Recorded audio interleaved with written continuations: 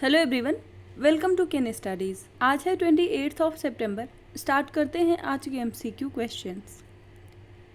आज का first question है, union minister of petroleum and natural gas Hardeep Singh Puri flagged off India's first green hydrogen fuel cell bus in which city.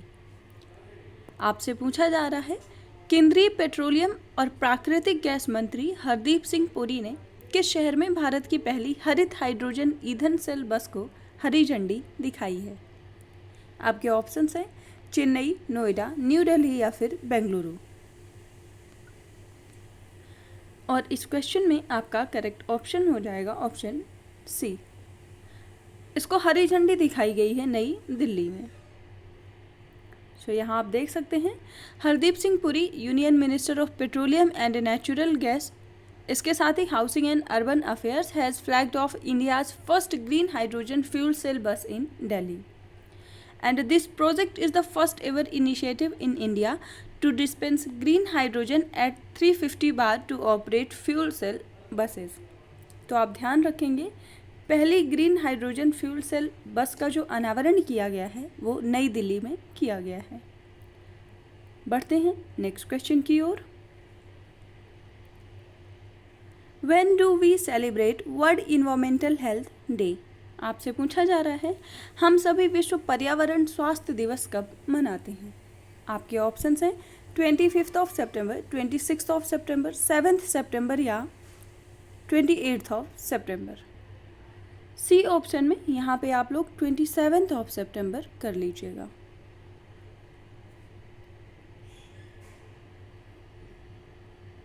इस question में आपका correct option हो जाएगा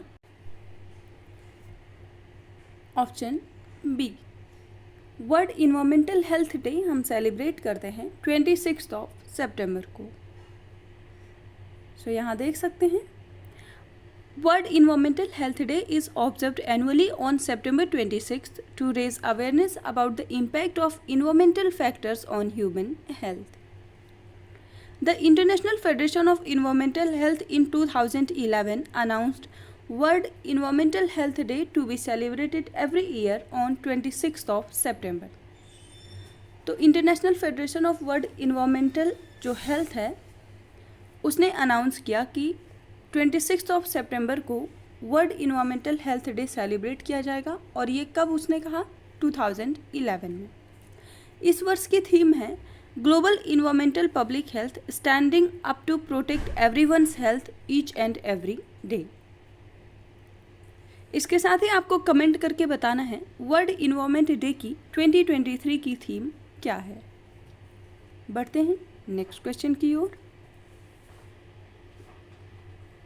global report on hypertension is released by which organisation. आपसे पूछा जा रहा है, उच्च रक्तचाप पर वैश्विक रिपोर्ट किस संगठन द्वारा जारी किया जाता है। आपके ऑप्शंस हैं World Health Organization, United Nations Development Programme, World Food Programme या फिर यूनिसेफ। और इस क्वेश्चन में आपका करेक्ट ऑप्शन हो जाएगा ऑप्शन ए। ये रिपोर्ट जारी किया जाता है विश्व स्वास्थ्य संगठन के द्वारा। सो यहाँ आप देख सकते हैं, as per the report at least 4.6 million deaths in India can be averted by 2040 if half of the people with hypertension manages to keep their blood pressure under control. इसके साथ ही इस रिपोर्ट ने बताया है कि 188.3 million people in the country were living with the condition, but only 37% of these were aware of their status. और इस report के अनुसार an estimated 33% of the global population lives with the condition, with just over half receiving a diagnosis as per the report. बढ़ते हैं next question की ओर। With reference to IBSA forum choose the correct statement. IBSA forum से संबंधित कुछ कथन दिए गए हैं और आपको बताना है कि इनमें से कौन सा कथन सही है। फर्स्ट स्टेटमेंट है, the IBSA is a trilateral developmental initiative between India, Brazil and South Africa. Second, the Brasilia declaration is related to IBSA. Third, IPSA does not have a headquarter or a permanent executive secretariat. आपसे correct statement पूछी गई है।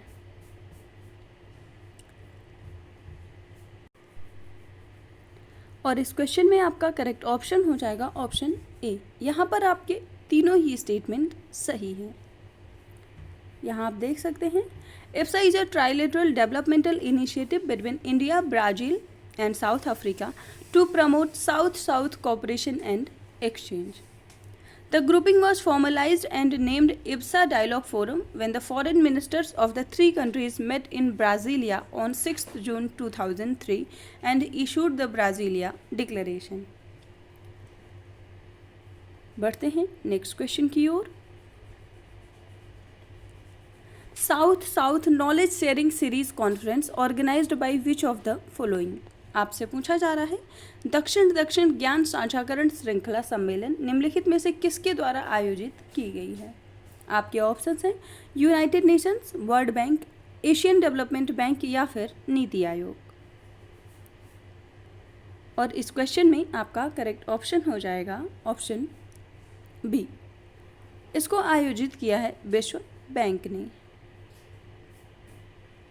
तो यहाँ आप देख सकते हैं, union minister of state for skill development and entrepreneurship Shri Rajeev Chandrasekhar participated in a virtual conference organised by World Bank, जिस कॉन्फ्रेंस का नाम है South south knowledge sharing Series. And this event centred around India's digital public infrastructure and its potential to serve as an inspiring model for African nations, especially in the light of African Union's recent inclusion in G20 during India's presidency of the summit this year. बढ़ते हैं next question की ओर। In September 2023, who has been honored with the दादा Saheb Phalke Lifetime Achievement Award? आपसे पूछा जा रहा है, सितंबर 2023 में किसे दादा Saheb Phalke life time achievement पुरस्कार से सम्मानित किया गया है। आपके ऑप्शंस हैं अमिताभ बच्चन, विनोद खन्ना, वहीदा रहमान या फिर राजेश खन्ना। और इस क्वेश्चन में आपका करेक्ट ऑप्शन हो जाएगा ऑप्शन सी। इस वर्ष दादा Saheb Phalke life time achievement पुरस्कार के लिए जो अनाउंसमेंट की गई है वो वहीदा रहमान को दिया जाएगा। यहाँ आप देख सकते हैं, Waheeda Rehman is the 51st recipient of the Dada Saheb Phalke award, India's highest honour in the field of cinema, and she has worked with the some of the biggest names in Indian cinema, जिसमें शामिल हैं दिलीप कुमार, राज कपूर, अमिताभ बच्चन एंड राजेश खन्ना। तो आप ध्यान रखेंगे 51st दादा Saheb Phalke award दिया जा रहा है वहीदा रहमान को। आज के करंट अफेयर सेशन में इतना ही। धन्यवाद। Do like, share and subscribe.